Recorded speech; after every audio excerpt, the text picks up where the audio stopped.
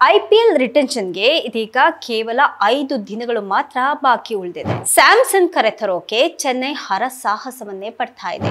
ಹೊಸ ಬೇಡಿಕೆಯನ್ನ ಇಟ್ಟು Rajasthan Royals franchise ಇದೀಗ ಟ್ವಿಸ್ಟ್ ಮೇಲೆ ಟ್ವಿಸ್ಟ್ ಅನ್ನ ಕೊಡ್ತಾ ಇದೆ. ಮುಂದೆ ಬರಲಿರುವಂತಹ ಇಂಡಿಯನ್ ಪ್ರೀಮಿಯರ್ ಲೀಗ್ ಟೂರ್ನಿಗೂ ಸಹ ಇದಕ್ಕೂ ಮುನ್ನ ಈ ಬಾರಿ ಮಿನಿ ಹರಾಜು ಪ್ರಕ್ರಿಯೆ ಕೂಡ ನಡೆಯಲಿದೆ.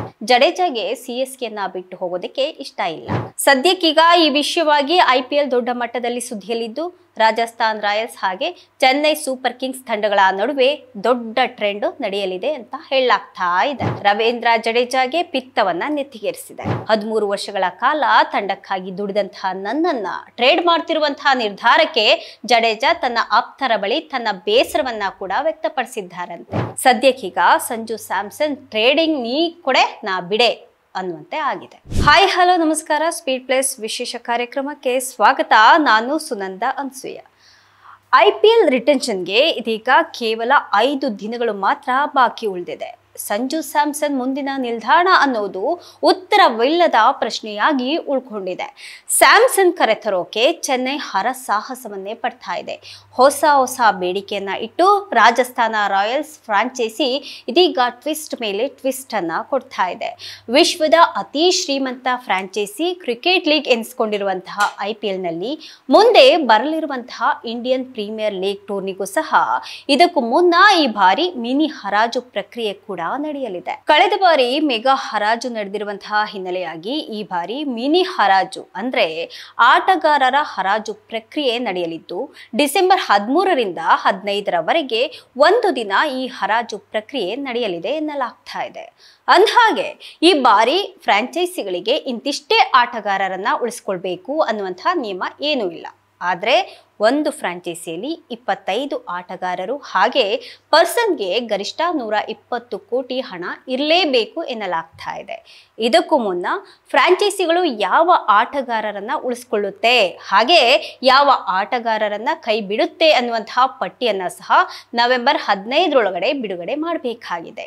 ಹೀಗಾಗಿ ಈ ಮೂಲಕ ಯಾವ ಫ್ರಾಂಚೈಸಿ ಯಾವ ಆಟಗಾರರನ್ನ ಉಳಿಸ್ಕೊಳ್ಬಹುದು ಹಾಗೆ ಯಾವ ಆಟಗಾರರನ್ನ ಕೈ ಬಿಡಬಹುದು ಅನ್ನುವಂತಹ ಚರ್ಚೆಗಳು ಸಹ ಶುರುವಾಗಿದೆ.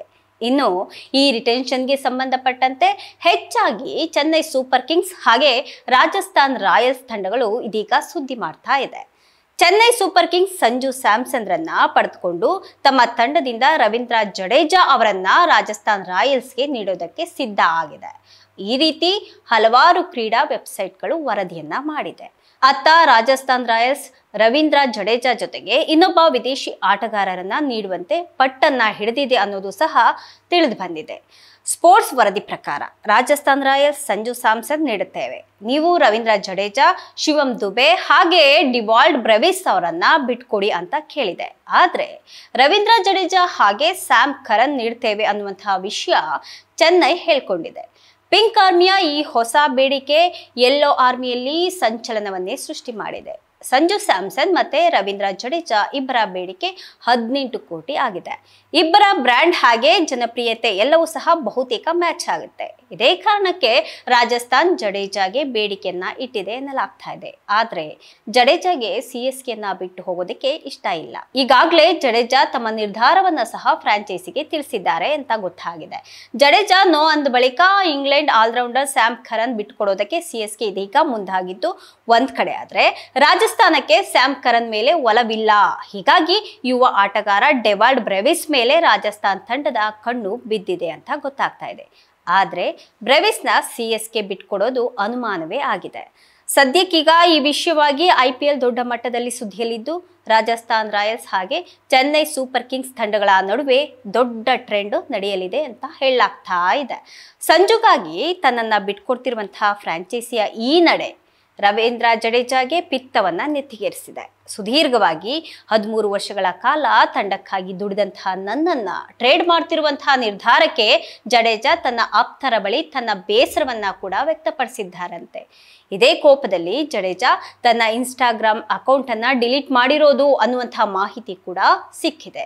ಸದ್ಯಕ್ಕೀಗ ಸಂಜು ಸ್ಯಾಮ್ಸನ್ ಟ್ರೇಡಿಂಗ್ ನೀ ಕೊಡೆ ನಾ ಬಿಡೆ ಅನ್ನುವಂತೆ ಆಗಿದೆ. ರಾಜಸ್ಥಾನ ಕೇಳಿದಂತಹ ಆಟಗಾರರನ್ನ ಕೊಡೋದಕ್ಕೆ ಚೆನ್ನೈಗೆ ಇಷ್ಟ ಇಲ್ಲ. ಈ ಕಡೆ ಚೆನ್ನೈನ ಆಫರ್ ರಾಜಸ್ಥಾನಕ್ಕೆ ಹಿಡಿಸ್ತಾ ಇಲ್ಲ. ಇದಕ್ಕೆ ಸದ್ಯಕ್ಕಿರುವಂತಹ ಪರಿಹಾರ ಅಂದ್ರೆ ಅದು ಫುಲ್ ಕ್ಯಾಶ್ ಡೀಲ್.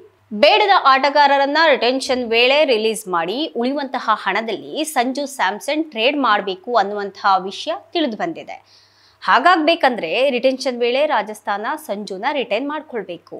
2024ರ IPLಗೂ ಮುನ್ನ ಹಾರ್ದಿಕ್ನ ಗುಜರಾತ್ ರಿಟೈನ್ ಮಾಡಿ ಬಳಿಕ ಮುಂಬೈಗೆ ಟ್ರೇಡ್ ಮಾಡಿತ್ತಲ್ವಾ, ಆ ಸೂತ್ರವನ್ನ ಇಲ್ಲೂ ಸಹ ಫಾಲೋ ಮಾಡಬೇಕು.